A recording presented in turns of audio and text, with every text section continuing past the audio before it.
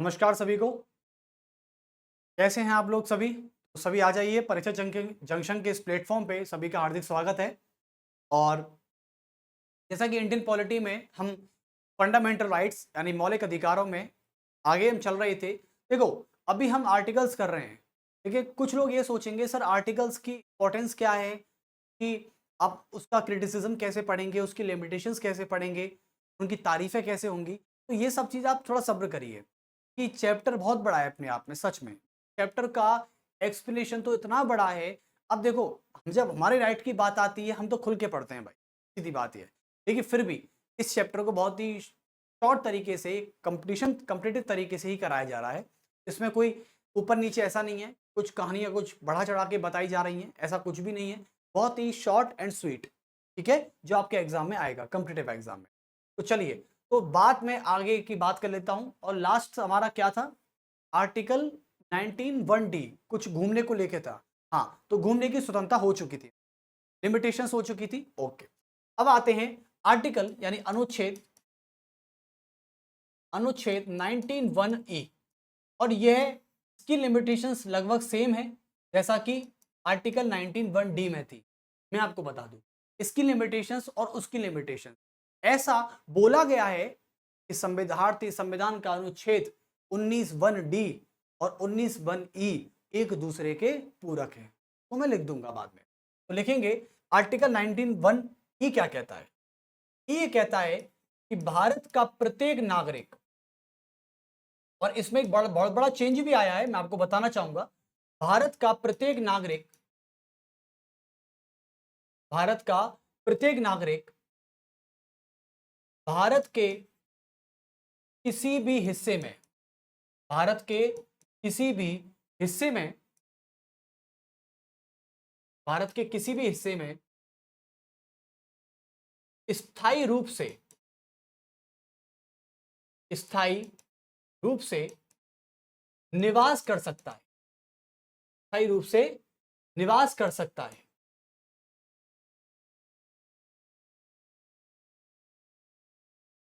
Okay, यानी भारत का प्रत्येक नागरिक भारत के किसी भी हिस्से में स्थायी रूप से निवास कर सकता है। ठीक है, जैसे एक बार बात करते हैं यहां पे, तो एग्जाम्पल की बात करते हैं। जैसे कि एग्जाम्पल में क्या होता है, भारत का किसी भी हिस्से का कहने का मतलब यह है बच्चों कि भारत में क्या है, राज्य। भाई, भारत अर्थात इंडिया राज्यों का संघ होगा। हालांकि राज्यों से मिलकर भारत नहीं बना है, लेकिन फिर भी एक बार थोड़ा कॉमन सेंस लगा के देखिए। भारत में क्या है, राज्य। तो या तो एक राज्य से दूसरे राज्य में आप कहीं भी शिफ्ट हो सकते हैं। तो लिख दीजिए कि भारत के किसी एक राज्य से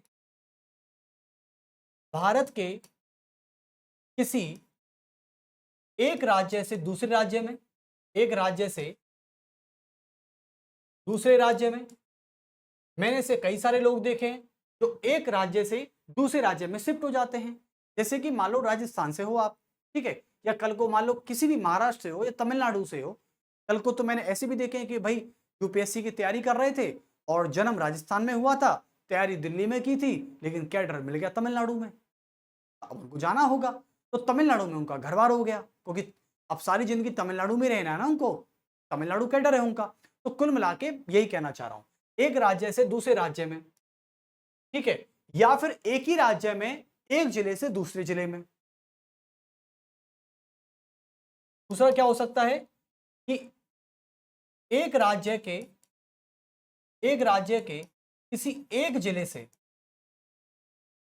किसी एक जिले से एक जिले से दूसरे जिले में। ये तो मैंने कई सारी बात देखी है, ये तो मैंने कई बार देखा है, अपने मित्रों को देखा है, अपने कलीग्स को देखा है, अपनी सोसाइटी में देखा है मैंने। तो ये कि लोग क्या करते हैं, कभी एक जिले में रहते हैं, जैसे कि यहाँ पर मान तो दिल्ली की बात नहीं करते, दिल्ली एक यूटी है। हम बात करते हैं किसी स्टेट की, जैसे कि महाराष्ट्र की बात करें, कोई मान लो बॉम्बे में रहता था तो किसी को पुणे शिफ्ट होना पड़ गया, पुणे में रहना पड़ गया, ठीक है। अब कोई नासिक चला जाएगा, ऐसे करके कोई बात है, ठीक है, और कोई औरंगाबाद चला जाएगा। तो ये है, तो महाराष्ट्र तो एक राज्य है, लेकिन उसके किसी एक जिले से दूसरे जिले में भी शिफ्ट हुआ जा सकता है। ओके, अब बात करते हैं, तो आप यहां पर सहमत हैं सभी? देखिए, सरकार इस पर कुछ लिमिटेशन लगाती है बच्चों, और लिमिटेशंस कैसी लगाती है देखते हैं। तो यहां पर आती हैं सीमाएं और आते हैं प्रतिबंध। अब सरकार इस पर लिमिटेशंस कैसे लगाती है, जैसे कि भौगोलिक रूप से संवेदनशील क्षेत्रों में सरकार आपको जमीन लेने से मना क्यों करती है? क्योंकि कल को आप वहां घर बनाओगे, आपकी वजह से वहां लैंडस्लाइड होगा, और आपकी वजह से नहीं, आप जैसे लोगों की वजह से। जैसे मान लो कल को मैं वहां जमीन जोशीमठ की तरफ, तो भौगोलिक रूप से जो एक जोग्राफिकल सेंसिटिव डिजाइन तरीके से किया गया है वो, क्योंकि जोग्राफिकल सेंसिटिव एरिया है, वो रीजन है, तो मैं वहां पर जमीन लेने की सोच रहा हूँ जोशीमठ पर। और जोशीमठ पर पहले से लोग जो रह रहे हैं वहां पर 50-60 सालों से, वो वहां के स्थायी निवासी हैं। अब मैं वहां पर निवासी बनने जा रहा हूँ, तो सीधी बात है, अब मान लो मैं जा रहा हूँ, कल जैसे मुझ जैसे 10 जाएंगे, तो 10 लोगों के जाने की वजह से, 10 परिवारों के बसने की वजह से, कारण से, वह जोशीमठ जैसे भौगोलिक संवेदनशील क्षेत्रों में, पहाड़ी क्षेत्रों में, पहाड़ों पर दबाव बढ़ेगा, पॉपुलेशन डेंसिटी बढ़ेगी, और पॉपुलेशन डेंसिटी के बढ़ने से जब उस पर दबाव बढ़ेगा, तो पहाड़ों में क्या आएगी, दरारें आएंगी, और पहाड़ों में दरारें आने की वजह से थोड़ी सी बरसात में लैंडस्लाइड हो जाएगा, जमीन खिसक जाएगी। तो यही तो हो रहा है, ठीक है। तो इसलिए सरकार आपसे भौगोलिक संवेदनशील क्षेत्रों में जमीन लेने से और वहां पे स्थायी निवास करने से मना कर देती है, बिल्कुल साफ मना कर देती है। रजिस्ट्री भी नहीं होगी भाई साहब। कल को आप केदारनाथ पे जाके घर बना लो, तो ये तो फिर ठीक नहीं है ना, क्योंकि केदारनाथ वाला इलाका संवेदनशील क्षेत्र है। लेकिन आप बोलोगे सर वहां तो पहले से लोग रह रहे हैं, तो उनका क्या? अरे पहले से रह रहे हैं वो, उनका स्थायी निवास बन चुका है, अब वहां से उनको हटाया नहीं जा सकता। वो खुद परेशान है इन घटनाओं से। उनकी उनकी आप सोचिए, जब केदारनाथ में जो आज घर वहां पर हैं लोगों के, केदारनाथ के पट जब बंद हो जाते हैं ना, सितंबर अक्टूबर में, और अप्रैल तक बंद रहते हैं, तो केदारनाथ के चारों तरफ आपने कभी बर्फबारी देखी कितनी होती है? उस बर्फबारी से हमारा दिल दहक जाता है। पट बंद हो जाने का मतलब ही आप समझ लीजिए कि वहां की ठंड झेल नहीं सकते आप। जबकि चाइना बॉर्डर आप समझ लीजिए कितना नजदीक, हिमालय वही है, शिवालिक, झेल नहीं सकते वहां की सर्दी। जबकि वहां के लोग तो रह रहे हैं वहां पर। सोचिए, उनको ठंड तो लगती होगी ना, चाहे उनकी स्किन हैबिट में आ गई है, मान लिया, लेकिन फिर भी वहां रह के बताइए। तो यही लोग हैं। इसलिए सीमाएं प्रतिबंध में कह सकते हैं कि वह क्षेत्र जो भौगोलिक रूप से संवेदनशील है,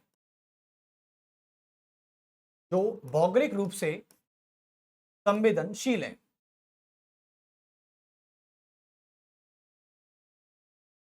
संवेदनशील है, एक तो ये हो सकता है। दूसरी लिमिटेशंस में क्या हो सकती है, देखते चले। दूसरी लिमिटेशंस क्या हो सकती है बताइए? दूसरी लिमिटेशंस हो सकती है अनुसूचित जाति एवं जनजाति एवं आदिवासी क्षेत्रों में जो कला संस्कृति और जो साहित्य और तथा उनके भाषा में किसी भी प्रकार का खतरा नहीं होना चाहिए। जैसे आप आदिवासी इलाके में जाते हैं, आप आदिवासी इलाके में गए, अब आदिवासी इलाके में जो लोग वहां पर रह रहे हैं पिछले 40 वर्षों से, अब वहां पर निवास करने जा रहे हैं। अब वही वाली बात हो गई ना, जब आप घूमने गए थे तब उन्होंने आपका क्या हाल किया था। अब कल को आप वहां रहने जा रहे हो, तो वो तो आपको छोड़ेंगे ही नहीं। वो तो ये सोचेंगे कि ये तीसरा कौन आ गया। जब दो लोगों के बीच में घनिष्ठ मित्रता होती है ना, बहुत पक्की फ्रेंडशिप वाली होती है, बहुत पक्के, कि आंखों से एक दूसरे का हाल समझ लेते हैं वो, उनके बीच में कोई तीसरा ऐसा बंदा आ जाए, या तो किसी एक को जानता है या दोनों को नहीं जानता, मैं बता रहा हूं वो घनिष्ठ मित्रता वाले लोग उस तीसरे व्यक्ति को कभी नहीं बिठाएंगे अपने पास में। वो ये सोचेंगे कौन सी दुनिया से आ गया है ये। तो यही सारी चीजें हैं हमारे इर्द गिर्द घूम रही हैं, हमको बस समझना है। जब दो दोस्ती हो, दो गहरी वाले जो लोगों में जब दोस्ती होती है बहुत अच्छी, तो वो तीसरे को कभी एंटर नहीं करने देते अपने बीच में, नहीं। वही आदिवासियों का हाल है, आपको नहीं आने देंगे अपने क्षेत्र में भाई साहब, कुछ भी कर लो चाहे। हाँ, आप उन्हें शुरू से जानते हो तो बात अलग है, आप उनके वहां के लीडर हो, तो आप वहां पे जाते आते जाते रहते हो, लोगों से थोड़े मिलते जुलते रहते हो, लोगों से थोड़े फोटो वोटो खिंचाते रहते हो, थोड़ा हम्बल नेचर के हो आप, तो बात अलग है। देखिए पहली बात तो सरकार वहां श्योर कर लेती है कि भाई ऐसा कोई खतरा नहीं होना चाहिए। तो आप देख सकते हैं कि आदिवासी आदिवासी तथा जनजाति जनजाति की भाषाएं और संस्कृति के सुरक्षा के हित में, संस्कृति के सुरक्षा के हित में, सुरक्षा के हित में। तो बात समझ में आ गई आपको? चलिए, और क्या हो सकता है कि आपको वहां पे जमीन लेने से या स्थायी निवास करने से मना कर दे? लेकिन हाँ, पहले आप आर्टिकल 19(1)(a)(e) के तहत 2019 से पहले, कब? 2019 से पहले कभी भी आप जम्मू और कश्मीर में जमीन नहीं ले सकते थे। जमीन लेना बिल्कुल मना था। जब वहां पर आर्टिकल 370 काम करती थी, जब वहां पर आर्टिकल का क्या काम 370 काम करती थी और 35A काम करता था, तब तक आप जम्मू कश्मीर में जमीन नहीं ले सकते थे। लेकिन आज नरेंद्र मोदी जी सरकार ने ये साबित कर दिया कि आज आप आर्टिकल 19(1)(a) का प्रयोग पूरे भारत में कर सकते हैं, लेकिन इन लिमिटेशंस को ध्यान में रखते हुए, और यह आपकी भलाई के लिए ही है। आपको रोक नहीं रहे हैं, कानून रोकता नहीं है कभी। कानून, संविधान में यही कहा गया है कि लॉ और कानून, यानी हमको रूल और रेगुलेशंस केवल हमारा प्रोटेक्शन करते हैं। जैसे आज की कहानी पे, आज हमारे माँ बाप हमको रोकते टोकते हैं, वो केवल हमारे लिए टोकते हैं, उनको उनसे कोई फायदा नहीं हो रहा है। पापा को आदेश मानना या अपने पिताजी मम्मी का आदेश मानना, आपको आदेश देते हैं, कोई शौक नहीं है, लेकिन वो प्रोटेक्ट करते हैं। तो वही चीजें संविधान हमको प्रोटेक्ट कर रहा है, हमको डरा नहीं रहा है। तो 2019 से पहले जम्मू कश्मीर में आप आर्टिकल 19(1)(e) का प्रयोग नहीं कर सकते थे, जबकि वो भारत का ही हिस्सा है और भारत में ही आता है, लेकिन वहां पर आर्टिकल 370 काम करता था।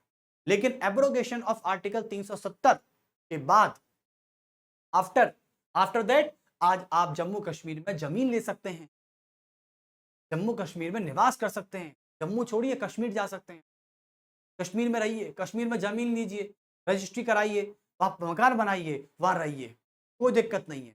यानी जम्मू कश्मीर पुनर्गठन अधिनियम 2019 के बाद, जम्मू कश्मीर एवं लद्दाख पुनर्गठन अधिनियम के बाद, वहां पर आज क्या कर सकते हैं? आप जमीन ले सकते हैं, क्योंकि वहां पर 370 आर्टिकल काम नहीं करता है, सिटीजनशिप एक्ट 35A काम नहीं करता है, तो वहां पर आज जमीन बनाइए आप, दिक्कत नहीं है। तो पहले जम्मू कश्मीर एक एक्सेप्शन केस था, लेकिन अब आर्टिकल 19(1)(e) में जम्मू कश्मीर एक अपवाद के रूप में नहीं रहा। बस ये सीमा याद रखना। और मैं आपको बता दूं, जो हमारा आर्टिकल 19(1)(e) है, 19(1) एक तो डी और एक है आर्टिकल 19(1)(e), ये दोनों एक दूसरे के पूरक हैं बच्चों, ठीक है? इन दोनों एक दूसरे के सिमिलर हैं। क्या है? सिमिलर। चलिए, अब मैं आगे बात कर लेता हूं आर्टिकल 19(1)(g) की तरफ। अब आते हैं अनुच्छेद, और ये लास्ट आर्टिकल है 19 वाला, 19(1)(g).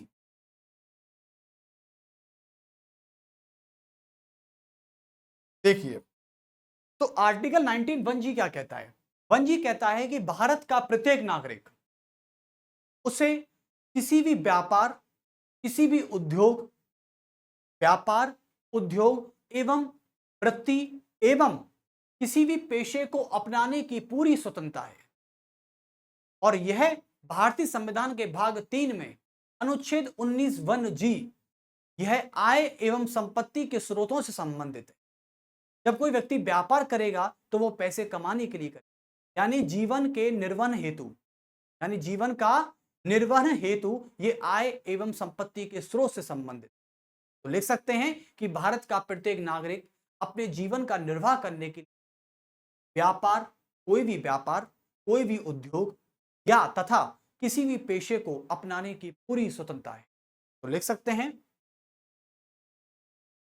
कि भारत का प्रत्येक नागरिक, भारत का प्रत्येक नागरिक, सिटीजनशिप जिसे आप सिटीजन कहते हैं, भारत का प्रत्येक नागरिक अपने जीवन निर्वहन के लिए, अपने जीवन निर्वाह के लिए, अपने जीवन निर्वाह के लिए अपने जीवन निर्वाह के लिए कोई भी व्यापार, कोई भी व्यापार, उद्योग तथा किसी भी पेशे को, किसी भी पेशे को अपनाने की, किसी भी पेशे को अपनाने की पूरी स्वतंत्रता है, अपनाने की पूरी स्वतंत्रता है। सहमत हैं आप? और सबसे बड़ी बात है कि यह हमारे भारतीय संविधान का भाग 3 के अनुच्छेद 19 वन जी जो है, ये आय एवं संपत्ति के स्रोतों से संबंधित है। आपने जो भी आर्टिकल पढ़े 19 के, उनमें कहीं भी पैसे वाली बात नहीं है। तो आप लिख सकते हैं यह अनुच्छेद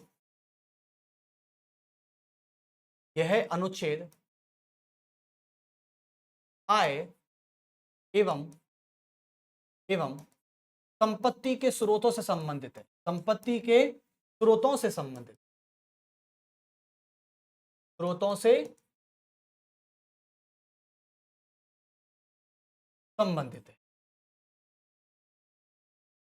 ठीक है, तो आप समझ गए? चलिए, बहुत अच्छे।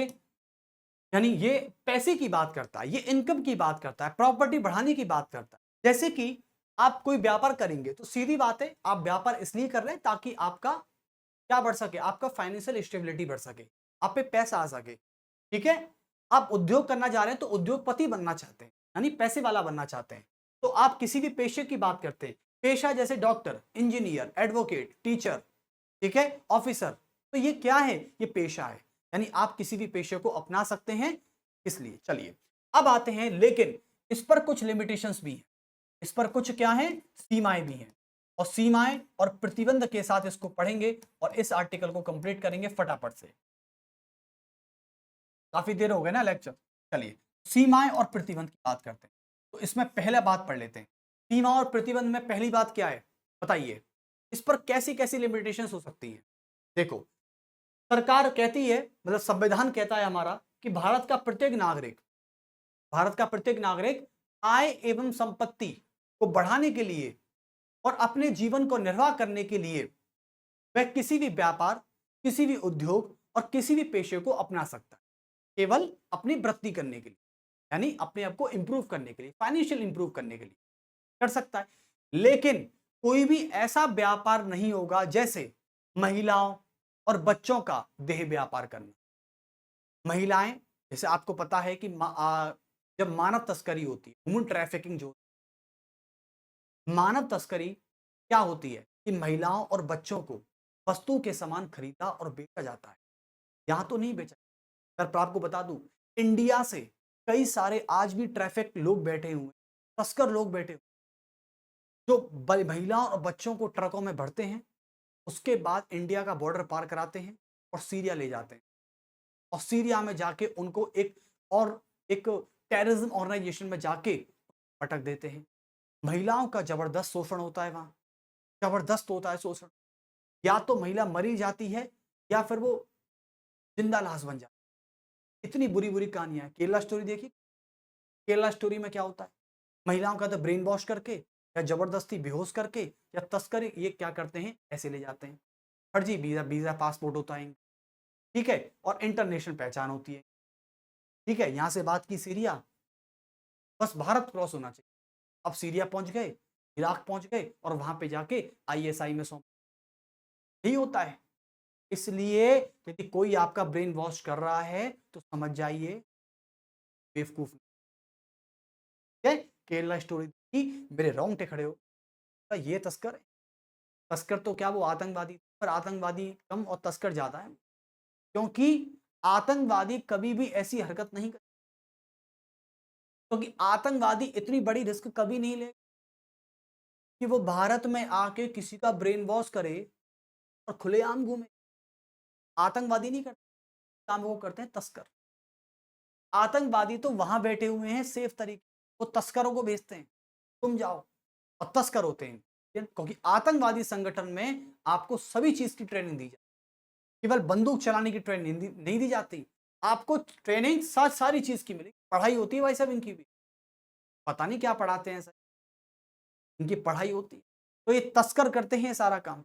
इसलिए यहां पर सीमाओं बोला गया है कि कोई व्यक्ति ये बोलना चाहे कि मैं व्यापार करूंगा महिला और बच्चों को सेल करने का, तो ये बहुत गंदा शब्द है, मैं बोलते हुए मुझे शर्म आ रही है, लेकिन फिर भी मैं तस्कर बोलना चाहूंगा। तो लिख दें आप कि महिलाओं एवं बच्चों को, महिलाओं एवं बच्चों को, क्योंकि दो ही ऐसी हस्ती हैं ये जो जल्दी से ब्रेन वॉश हो जाती है। एक तो महिला, जल्दी, मतलब महिलाओं की एक फितरत होती है कि जल्दी ही, महिलाओं में सबसे बड़ी कमजोरी ये है कि वो जल्द ही हर किसी अजनबी पर विश्वास कर लेती। और ये, मैं तस्करों की बात नहीं कर रहा, मैं किसी नॉर्मल इंसान की बात कर रहा हूं कि नॉर्मल इंसान है, नॉर्मल एक मेल है और नॉर्मल फीमेल है, ठीक है, कोई तस्कर वस्कर नहीं है। महिलाओं की सबसे बड़ी कमजोरी ये है, वो जल्दी ही हर किसी पर विश्वास कर लेती, ठीक है। और जब उनके साथ, हालांकि ऐसा ना हो, लेकिन जब गलत होता है, देखिए आजकल की हम घटनाएं सुनते हैं, तो जब गलत होता है उनके साथ तभी इनको रियलाइज होता है, और गलत करने वाला जब तक फारिग हो जाता है। इसलिए जल्दी किसी के पास ना करें। और ब्रेन वॉश तो एक ऐसी ट्रेनिंग होती है, आप कहते हैं उसे आर्टिफिशियल शोषण कहते हैं, आर्टिफिशियल एक्सप्लॉइटेशन। महिलाओं एवं बच्चों को खरीदना एवं बेचना एवं बेचने के विरुद्ध अधिकार, के विरुद्ध अधिकार, ये काम करता है भाई साहब, ये अधिकार नहीं कहता, के विरुद्ध अधिकार। बहुत अच्छे, यानी उनका व्यापार करना, जैसे कि तस्करी, आप कह सकते हैं इसको मानव तस्करी कर,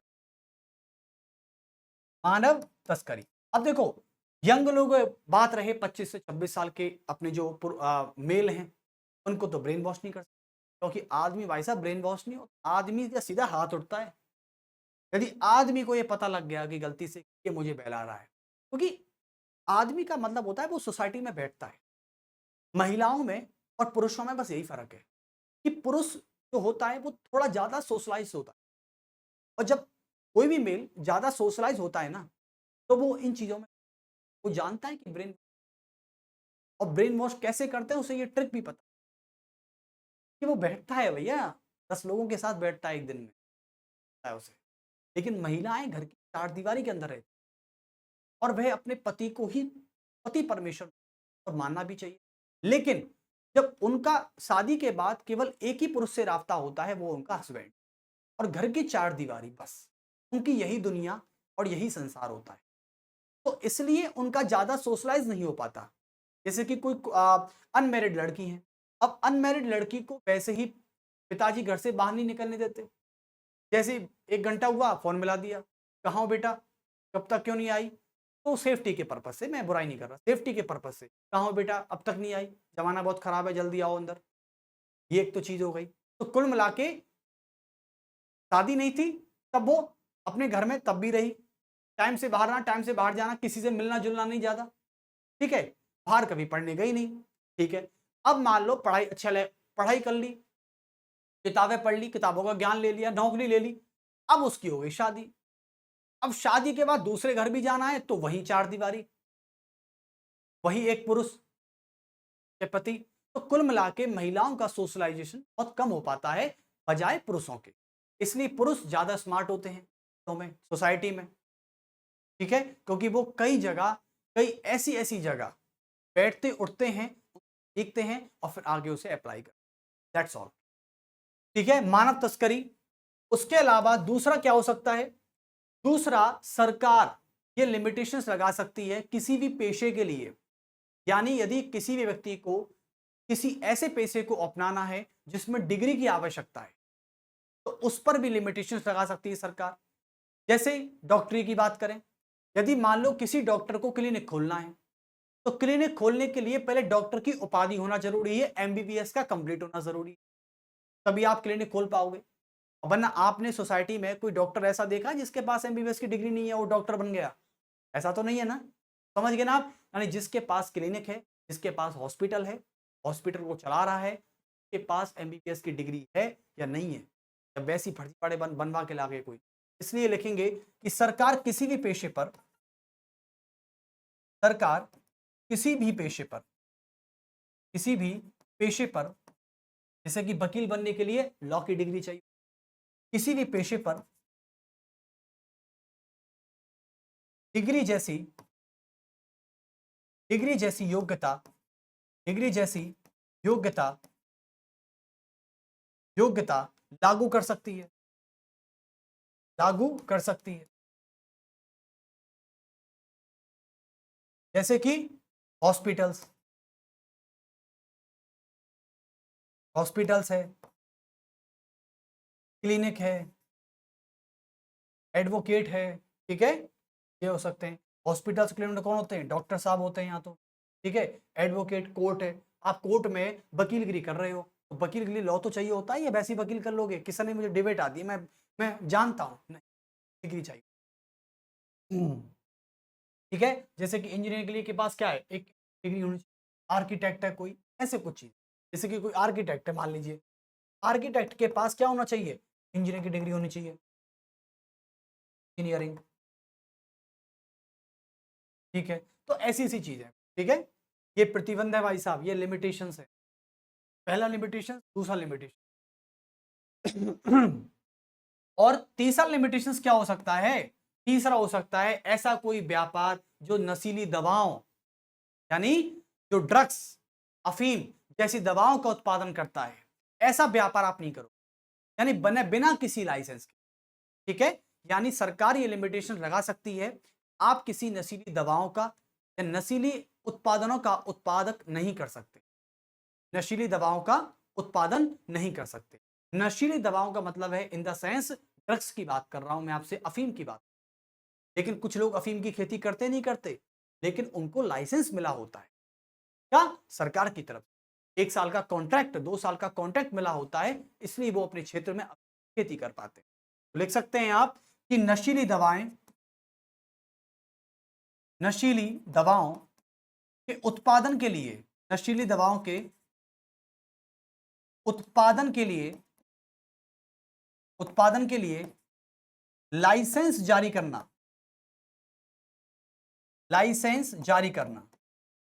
और जिसको भी लाइसेंस नहीं मिला, वो ऐसे नहीं है कि नहीं मिला तो सीधे बन बनाता गया और घर में अफीम बो दिया, ऐसे नहीं होगा।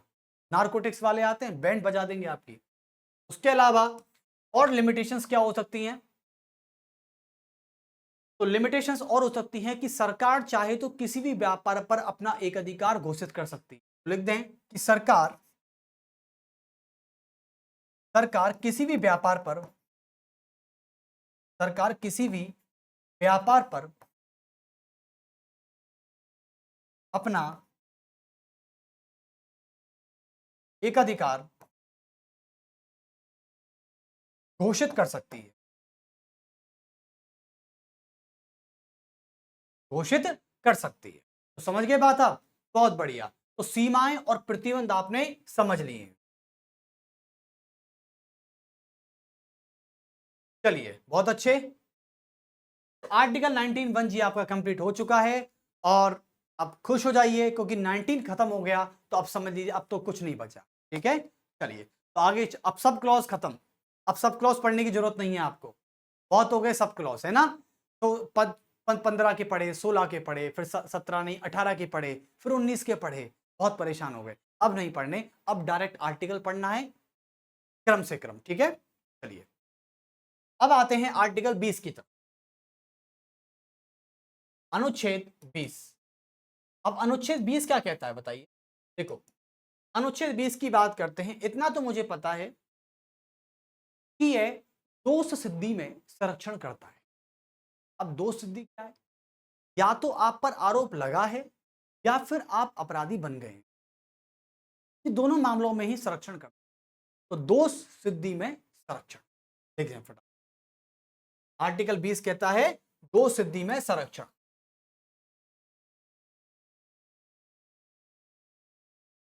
अनुच्छेद 20, और अनुच्छेद 20 में साफ कहा गया है दोष सिद्धि में संरक्षण।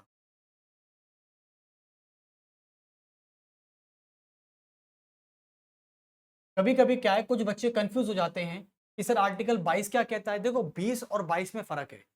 20 कहता है दो सिद्धि में संरक्षण, जब आपको पुलिस गिरफ्तार कर ले तो क्या प्रोसीजर होता है, ऐसे कुछ बातें। आर्टिकल 20 कहता है गिरफ्तारी में संरक्षण। ठीक है, समझ जाओगे आप।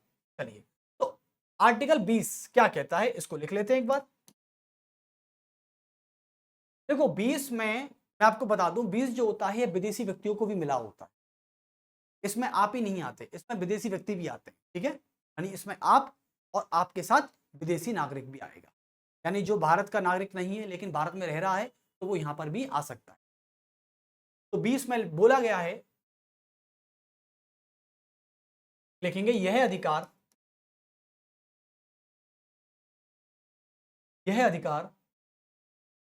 या फिर आप बाद में लिखना है, इस लाइन को पहले एक्सप्रेशन लिख देते हैं। व्याख्या, व्याख्या यानी एक्सप्लेनेशन। चलिए, देखो ये कहता है जैसे कि मान लो तीन प्रकार के प्रावधान पढ़ा। ठीक है, अब व्याख्या करते हैं अनुच्छेद 20। तीन प्रकार का इसमें प्रावधान है। पहला है कोई पूर्व पद कानून प्रभावी नहीं होगा। यानी क्या बोल दिया सर आपने, कि ज्यादा हिंदी बोल दी। चलो इसको शॉर्ट करते हैं, अच्छा बनाते हैं इसको। कोई पूर्व पद कानून प्रभावी नहीं होगा, पहला। दूसरा है दोहरी क्षति नहीं होगी। ठीक है, और तीसरा है सेल्फ इंक्रिमिनेशन नहीं होगी, यानी स्वयं अभिशंसन। स्वयं अभिशंसन को कहते हैं सेल्फ, यानी किसी को उसके ही खिलाफ गवाही देने के लिए बाध्य करना, इसे बोलते हैं इंक्रिमिनेशन। उसे बाध्य करना, टोटम मिला के उसे बाध्य करने की बात आती है। तो व्याख्या का मतलब है, मैं तीन प्रकार से पढ़ाऊंगा इसको। इसको ऊपर लिखते हैं तो ज्यादा अच्छा रहेगा, मैं फिर पेज का थोड़ा दिक्कत होता है। ठीक है, ऊपर लिखें, दिख जाएगा सभी को। यहां लिख दीजिए अनुच्छेद 20। ठीक है, और अनुच्छेद 20 में आप यहां पर लिखेंगे दोष सिद्धि के संबंध में संरक्षण। दोष सिद्धि के संबंध में संरक्षण, के संबंध में संरक्षण। ओके, तो दोष सिद्धि के संबंध में संरक्षण हो गया। अब देखिए पहली बात, इस पे पहली बात कर लेते हैं एक बार। ओके डन, से इसका थर्ड वाला। ठीक है, समझ गए। आज यही आर्टिकल हो पाएगा केवल। तीन इसमें इंपॉर्टेंट बातें हैं। तो पहली बात करते हैं, कोई पूर्व पद कानून प्रभावी नहीं होगा। ये क्या चीज आ गई, कोई पूर्व पद कानून, कोई पूर्व पद कानून प्रभावी नहीं होगा। ठीक है, अब देखें, तो कोई पूर्व पद कानून प्रभावी नहीं होगा, इसको चलिए इसको बताते हैं। सर ये क्या कहना चाह रहा है, देखिए इसका मतलब है कि किसी भी अभियुक्त, अभियुक्त का मतलब होता है एक्यूज्ड यानी आरोपी। कोई भी आरोपी व्यक्ति है, ठीक है, आप उसको इस बात पे गिरफ्तार नहीं कर सकते, इस बात पर आरोपी नहीं ठहरा सकते। यानी कोई भी आरोपी व्यक्ति वो तब तक अपराधी व्यक्ति नहीं बन सकता जब तक जो उसने क्राइम किया था। जैसे मान लेते हैं कि आज एक व्यक्ति है, मैं हूं, मैंने मान लो आज के दिन एटीएम से पैसे चुराए। एग्जाम्पल, जैसे कि मान लो कोई एक्स नाम का व्यक्ति है, एक्स मान लेते हैं, कल को तुम ये बोलोगे सर आपने चुराए थे क्या पैसे, अरे मैंने नहीं चुराए भाई। हाँ, ये एक्स नाम का व्यक्ति है, एक्स नाम के व्यक्ति ने कल एटीएम से चोरी की, और एटीएम से चोरी की इसने सुबह के 10 बजे। ठीक है, अब इसने एटीएम से चोरी कर ली, एटीएम थीफर हो गया साहब, चोर हो गया है। चलिए, एटीएम से सुबह 10 बजे चोरी। अब ये तारीख थी, कल तारीख कितनी थी, कल डेट थी हमारी, कल की डेट क्या थी भाई, 9 तारीख थी कल। आज है 9, 10 है, 8 तारीख थी कल। ठीक है, 8, 11, 24। चलिए, तो कुल मिला के मैं कहना चाह रहा हूं 8, 11, 24। ठीक है, 8, 11, 24 को सुबह 10 बजे इसने एटीएम से पैसा चुराया, या एटीएम को उठा के ले गया, हमें नहीं पता। जिस समय इसने एटीएम से चोरी की थी उस समय मान लेते हैं, सपोज कर लेते हैं, इमेजिनेशन, कि भारत में चोरी करना एक अपराध था ही नहीं। ठीक है, अब मान लो आने वाले 5 साल के बाद 2029 में चोरी करना भारत में अपराध हो गया, क्राइम है, पैसा चुराया आपने। ठीक है, अब इस एक्स नाम के व्यक्ति को 2029 में उठा के लाया जाता है। कोर्ट कहती है, मतलब पुलिस वाले इसको इस बेस पे उठा के लाते हैं कि तुमने चोरी की थी 24 में। तो ये बोलेगा भाई कि 24 में चोरी की थी मैंने, उस समय चोरी करना एक अपराध नहीं था। आप मुझे किस आधार पर पकड़ रहे हैं बताइए? क्या मैंने 29 में चोरी की? क्या मैंने 29 तारीख पर, क्या मैंने 2029 के उस दिन चोरी की जिस दिन चोरी करना एक अपराध बना था? पुलिस वाले बोले नहीं। तो फिर क्यों गिरफ्तार? लेकिन पुलिस फिर भी नहीं मानी, पुलिस गिरफ्तार जबरदस्ती उठा के ले गई और पुलिस ले जाती जबरदस्ती। पुलिस से ज्यादा बहस नहीं करनी चाहिए। ठीक है, अरे बहस क्यों करो यार, पुलिस कहती है चलो तो चलो, कोर्ट बैठी है ना न्याय करने के लिए, क्यों घबरा रहे हो पुलिस से? अब साहब एक्स नाम का व्यक्ति आ तो गया कि ठीक है भैया चलो, इतने सम्मान से तुम ले जा रहे हो हमको, तो चलते हैं फिर। ठीक है, अब ये बेचारा पुलिस स्टेशन चला गया। इसको हो गए 24 घंटे। 24 घंटे के अंदर आर्टिकल 22 के तहत सीधे वहां पे पेशी देनी पड़ती है कोर्ट में। पुलिस इसको 24 घंटे के समक्ष जज के पेश कर देती है, मजिस्ट्रेट के सामने, जो कि एक संवैधानिक अधिकार भी है और ले जाना पड़ता है, बाध्यता है पुलिस की। साहब ले गई। 24 घंटे के अंदर एक्स से पूछा कि हाँ भाई साहब, पुलिस से पूछा कि पुलिस की फाइल देखी, अच्छा इसको इसलिए उठाया है। अब जज कह रहा है कि 24 में चोरी की, इसको उठाकर लाए गए 29 में। सोचना, 29 में उठाकर लाए। अरे भाई 24 में चोरी की है तो चोरी करना एक अपराध था ही नहीं, तो आप इसको किस बेस पे उठा के लाए? जबकि जिस दिन भारत में कानून बना है उसके बाद कोई चोरी करता है तो आप उसे उठा के लाइए। सीधी बात है। भाई जज तो न्याय करने के लिए बैठा है, जज ने न्याय कर दिया और इसको छोड़ दिया कि जाओ भाई जाओ, तुम पे तो कोई केस दायर हो ही नहीं सकता है। एक्स नाम का व्यक्ति खुश होकर सीधे से बाहर निकल गया, बात खत्म। यानी कुल मिला के किसी भी व्यक्ति को आरोपी या अपराधी तब तक नहीं ठहराया जा सकता जब तक कि उसने कोई पूर्व पद अपराध ना किया। तो लिख से आप इसे, किसी भी आरोपी को, किसी भी आरोपी करना है ना, एक्यूज करना, किसी भी आरोपी यानी एक्यूज, किसी भी आरोपी को अपराधी तब तक नहीं ठहराया जा सकता, तब तक नहीं ठहराया जा सकता,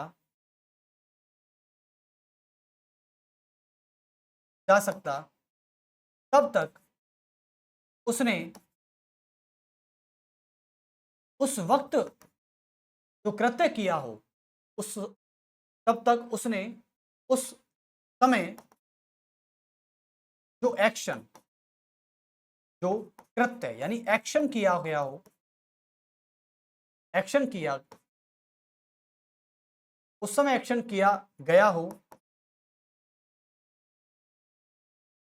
जिस समय वो अपराध था ही नहीं, जिस समय वह कृत्य, जिस समय वह कृत्य अपराध था ही नहीं, था ही नहीं।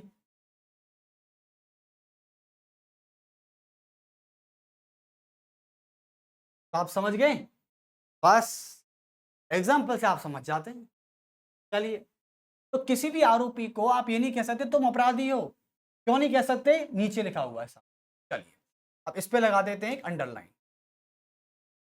बहुत अच्छे, तो पहला प्रकार आप समझ गए, ये पहला है। दूसरे की बात कर लेते हैं। अब दूसरा क्या कहता है? ये दूसरा प्रकार है, इसमें कहता है दोहरी क्षति नहीं। क्या कहता है? दोहरी क्षति नहीं, दोहरी क्षति नहीं, यानी दोबारा नुकसान नहीं होना चाहिए किसी का। अब दोबारा नुकसान का मतलब क्या कह रहा है? ये कहना चाह रहा है कि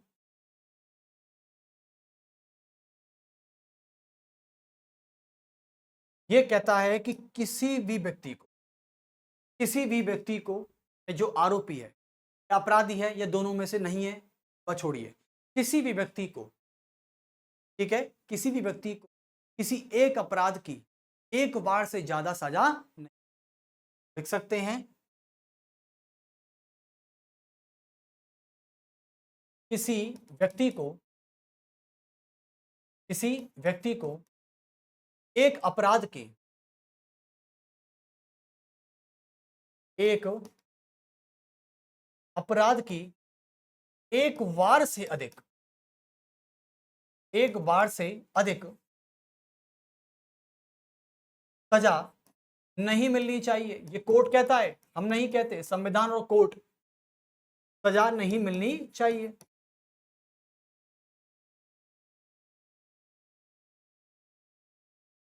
सजा नहीं मिलनी चाहिए, ठीक है। जैसे मान लो किसी व्यक्ति ने कोई अपराध कर दिया और अपराध सिद्ध हो गया, तो उस अपराध की एक बार से अधिक सजा नहीं मिलेगी, यानी एक अपराध की एक सजा। अब उसको काटने के बाद वो दूसरा क्राइम करता है तो फिर दूसरी सजा, ठीक है। ऐसा नहीं है कि इसको उम्र कैद लगा दो, इसको फांसी लगा दो, इसको कोड़े लगाओ, मतलब ऐसा कुछ नहीं। चलिए, तीसरी बात आती है जो कि इंपॉर्टेंट है, इसे कहते हैं सेल्फ इंक्रिमिनेशन, यानी सेल्फ इंक्रिमिनेशन। सेल्फ इंक्रिमिनेशन होता है, और सेल्फ इंक्रिमिनेशन का मतलब होता है स्व अभिशंसन नहीं, स्व अभिशंसन नहीं। सेल्फ इंक्रिमिनेशन, स्व अभिशंसन नहीं होगा। अभिशंसन का मतलब थोड़ा ज्यादा हिंदी हो गया, मैं अर्थ बता देता हूं, फिर समझ जाएंगे। सेल्फ इंक्रिमिनेशन का मतलब, आपने कभी फिल्में देखी है पुरानी? पुरानी फिल्मों में क्या होता है, और आज भी आप हकीकत में तो आप किसी के चौकी में, किसी के थाने में जाके तो देख नहीं सकते कि मम्मी मम्मी मैं अभी आ रहा हूँ, और पापा मैं अभी आ रहा हूँ, बस तो थाने जा रहा हूँ किसी को देखने, देखता हूँ क्या होता है। ऐसे थोड़ी जाओगे आप, तो फिल्मों से देख लेते हो। अब फिल्मों में क्या होता है कि किसी एक आरोपी को या किसी अपराधी को इसलिए पीटा जाता है, इसलिए मारा जाता है कि वो ये साबित करे कि मैंने गुनाह किया था। जबकि मान लो कभी कभी ऐसा होता है कि एक व्यक्ति ऐसा पकड़ लिया जाता है पुलिस के द्वारा कि उसने अपराध किया ही ना हो। अब उसको तुम मार मार के पीट पीट कर ये साबित करवा रहे हो कि उसने अपराध किया है। अब कल को कोई व्यक्ति, जैसे कल मैंने अपराध नहीं किया लेकिन मुझे पुलिस के द्वारा प्रताड़ित किया गया, मारा गया, अब यार मैं शरीर को बचाऊं या मैं ना बोलूं, ना बोलता हूं तो फिर पुलिस मुझे मारती है। अब इसका मतलब क्या है, मैं एक ही रास्ता निकालूंगा, मैं बोल दूंगा हाँ ठीक है भाई मैंने अपराध किया है, बात खत्म, बस। उन्होंने रिकॉर्ड कर लिया, अब वो कोर्ट में सुना देंगे इस बात को। तो इसलिए कोर्ट सबसे पहले ये पूछती है कि आप जो कबूल कर रहे हैं, क्या आप किसी के दबाव में कबूल कर रहे हैं, क्या पुलिस ने, आपके मित्रों ने या आपके परिवारजनों ने किसी प्रकार का कोई दबाव बनाया है। फिर बोलता है कि अपराधी जो भी है कटघरे में होते हैं कि नहीं, मैं अपनी स्वेच्छा से और अपने ईमान से बोल रहा हूं जज कि मैंने ये अपराध किया, ऐसे होता है, ठीक है। तो कुल मिला के सेल्फ इंक्रिमिनेशन का मतलब होता है कि किसी भी अपराधी को उसके ही विरुद्ध गवाही देने के लिए बाध्य नहीं किया जाएगा। देख सकते हैं आप कि किसी भी आरोपी या अपराधी व्यक्ति को, किसी भी आरोपी या अपराधी व्यक्ति को, आरोपी या अपराधी व्यक्ति को स्वयं के विरुद्ध, यानी खुद के ही खिलाफ, स्वयं के विरुद्ध गवाही देने के लिए बाध्य नहीं किया जाएगा। गवाही देने के लिए बाध्य नहीं किया जाएगा। हमने तो भैया फिल्मों में देखा था, आर्टिकल 20 कहता है, देख लीजिए कि पुलिस क्या क्या काम करती है। पुलिस भाई साहब मार पीट पीट कर किसी व्यक्ति को इतना प्रताड़ित किया जाता है, इतना मारा जाता है उसको, कि वो व्यक्ति खुद अपनी इस त्वचा को बचाने के चक्कर में, अपनी उस पीड़ा के चक्कर में उसने अपराध किया भी ना हो, फिर भी बोल देता है बेचारा कि किया भाई साहब, हाथ छोड़, अरे अब छोड़ दो मुझे, ये बोलता है। एक्चुअली में पुलिस की तानाशाही चलती है, लेकिन फिर भी कोर्ट पूछती। और मान लो गलती से भी व्यक्ति ने बोल दिया कि हाँ सर मैं दबाव में बोल रहा हूं, एसएचओ साहब ने मुझे मारा था कल रात में, बस जज उसी समय उसी क्षण एसएचओ तो जाएगा जाएगा नौकरी से, वो तो फिक्स है। सजा होगी वो अलग भाई साहब। इसलिए मैं कह रहा हूं हर व्यक्ति से कि यदि कोई पुलिस वाला, आपने अपराध नहीं किया तो आप गलती से ये कबूल मत करिएगा पुलिस के सामने कि मैंने अपराध किया, ठीक है? और उस समय कर लेना, कोर्ट में जाके सच बोल, ठीक है? हाँ, लेकिन धमकी देखो उस समय की सिचुएशन बहुत, वो बेचारा वैसी दबाव में है, उसको मारने की धमकी कि बेटा यहाँ से तो तुम बच जाओगे, फिर बाहर तो मरोगे। ये होता है हर किसी के साथ, ये फिल्मों में होता है ऐसा, ठीक है?